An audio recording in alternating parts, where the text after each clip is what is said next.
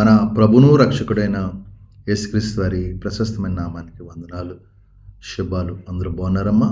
దేవాదేవుడు మరి ఒక నూతన దినం దయచేసిన దేవదనకు వందనాలు చెల్లించుకుంటూ ఈ దినపు వాగ్దానం ధ్యానించుకుని ప్రార్థన చేసుకుని మన పనులు ప్రారంభించుకుందాం. ఈ దినపు వాగ్దానం: ఆకాశమును భూమిని గతించును కానీ నా మాట ఏ మాత్రం గతింపవు.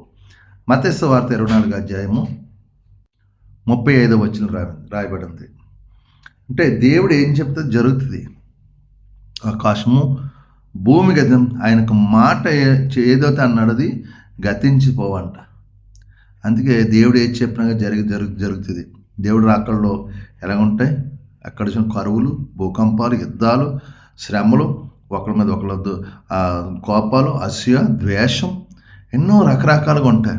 ఎందుకని అంచె దినాలు అపాయకర రోజుల్లో ఉన్నాం మనం. ప్రేమ లేదు, సమాధానం, నెమ్మది లేదు ఎవరికైనా. కాబట్టి మరి ఆయన రాకడికి మనం ఎలాగుంటే సిద్ధపాటు కలిగి ఉంటాం. ఆయన ఏం చెప్తే జరుగుతుంది. చూడండి, నోహవ దినముల్లో ఎలాగున్న మనిషి కుమారుడు రాకడు అలాగ ఉంటుంది. నోహవ దినం ఎలాగుందండి? జలప్రాణం వచ్చి మొత్తం అందరూ చనిపోతారు. అలాగే దేవుడు రాకడు వచ్చిన అనేక మంది చనిపోతారు. యథార్థవంతులు ఎత్తబడతారు, నీతిమంతులు ఎత్తబడతారు, పాపలు అందరూ విడిచిపెట్టి వెళ్ళిపోతాయి. ఈ లోకంలో శ్రమలు.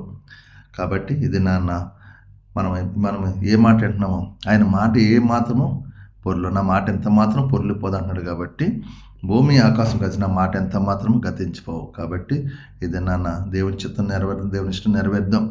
దేవుడు రాక సిద్ధపాటుకలుగా మనం ఎత్తబడి గుంపుండు కృప దేవుడు మనకు దయచేయను గాక. ఆమేన్. ఈ వాగ్దానం ప్రార్థించి దేవుడు నిన్ను కూడా మనం దీవించును గాక. ఆమేన్. సర్వాధికారియు మహాగండు పరిశుద్ధుడు కృపగల తండ్రి వందనాలు. మరొక నూతన దినం దయచేసి ఈ దినమంతా నీ రెక్కల చాటును భద్రపరచండి, కాచి కాపాడండి, దీవించండి. నీ అభిషేకం ఆత్మ ఉంచండి.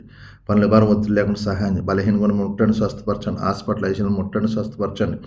కుటుంబ సమస్యల బాధ విడుదల దయచేయండి. అప్పులు బంధకాలను విడిపించండి. తాగుడు వ్యసనాలు దూరపరిచి యవన కుమారులు తల్లిదండ్రుల మాటలు లోబడి కృప దయచి ఎక్కడ యుద్ధాలు, భూకంపాలు, కరువులు, పేదరికం అన్నీ దూరపరచండి ప్రభు. శాంతి సమాధానం దయచేయండి. నెమ్మదిచ్చి కృప చూపించి దీవించమని.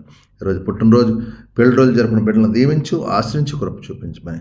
మీకు మమ్మల్ని అందరినీ ఇద్దరమంతా భద్రపరిచి కాచి కాపాడమని. మీకే మహిమా ఘనత ప్రభావం పొందుకుని యేసు పరిశుద్ధం అడుగుతున్నాను తండ్రి. ఆమేన్. అందరికి వందనాలు. దేవుడు మిమ్మల్ని కుటుంబాన్ని దీవించును గాక. ఆమేన్. ప్రభువు నామంలో ఈ వీడియో వీక్షించిన ప్రతి ఒక్కరికి జీసస్ స్వస్థత ప్రార్థన మందిరం వారి ప్రత్యేక వందనాలు తెలియజేసుకుంటున్నాము. మరి ఇంకెన్నో సందేశాలు, వీడియోలు, సంఘ కార్యక్రమాలు మీకు అందుబాటులోకి రావడానికి పక్కనే ఉన్న సబ్స్క్రైబ్ బటన్ని ప్రెస్ చేసి బెల్ ఐకాన్ని కూడా ప్రెస్ చేయాల్సిందిగా కోరుకుంటున్నామండి.